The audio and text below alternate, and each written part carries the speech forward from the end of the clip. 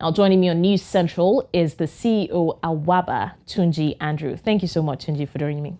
Thank you for having me. It's a pleasure to have you.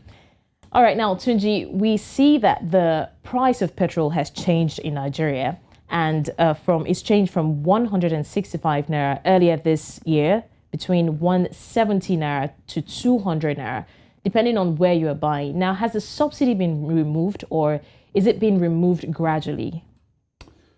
So what it is that the government does realize that it can't keep up with subsidy. The challenge is how the government is able to explain this to the citizens. So what we're seeing is an upward price in global crude oil prices, which of course directly affects the pump price of petrol. And it's of course also tied to the fact that there's not much revenue for the government to play with. So paying subsidy might be the intention of the government, but the reality of paying the subsidy is a different case altogether.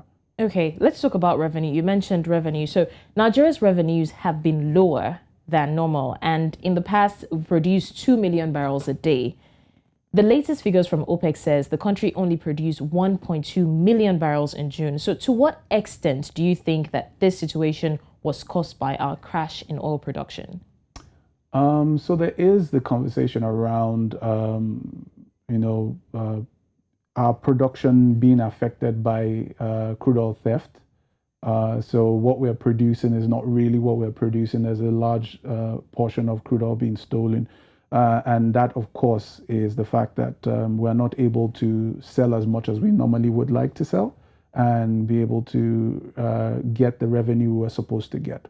But either ways, we've never really done 2 million barrels per day. I don't think there's ever been a time in Nigeria's history where we produce up to 2 million barrels of crude oil per day.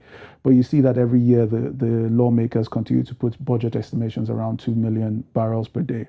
So it's foolhardy. I think in 2023, you'll probably read the news again and see that it was 2 million barrels per day that they put the budget estimations on. But I still believe that the problem isn't, there's a revenue problem, but there's also an expenditure problem. We're spending far more than we can actually make. So, I mean, we just need a smaller government. We need a more responsible approach to spending.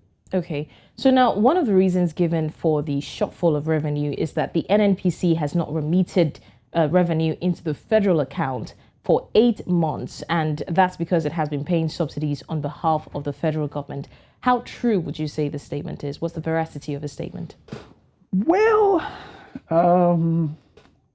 that's what they said, and that's what we can take. The NNPC does have a point in the fact that the NNPC is right now overseeing petrol PMS importation into the country, trying to make sure that there is adequate supply of PMS. And in trying to create that flow, they've been trying to, at least the conversation has been that they've been trying to intervene to make sure that this flow continues.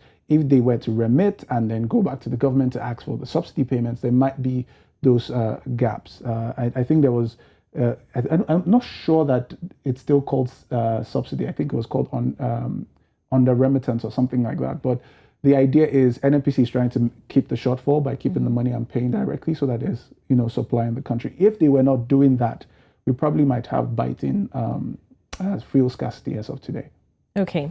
Now, finally, before I let you go, let's talk about the government's reliance on funds from the Eurobonds. Now, we know that the latest MPC committee have questioned this reliance, that's the government's reliance on funds from Eurobonds, as opposed to those from development institutions that are typically cheaper.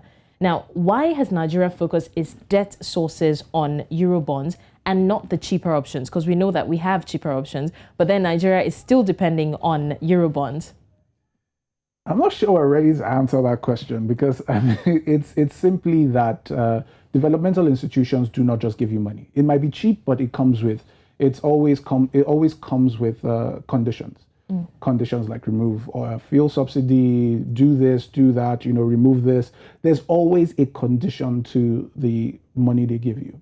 The problem is, can we meet those requirements? And I'm not sure we're ready to. So the people agitating for that should be honest enough to know that, you can't eat your cake and have it. It's either you have money or you have the conditions. You can't have both at the same time. All right, thank you so much, Tunji Andrew, the CEO of Awaba. Thank you so much for doing justice to my questions. Thank you for having me. All right, the CEO of Awaba, Tunji Andrew, who joined me to discuss Nigeria's petrol subsidy. Thank you so much once again.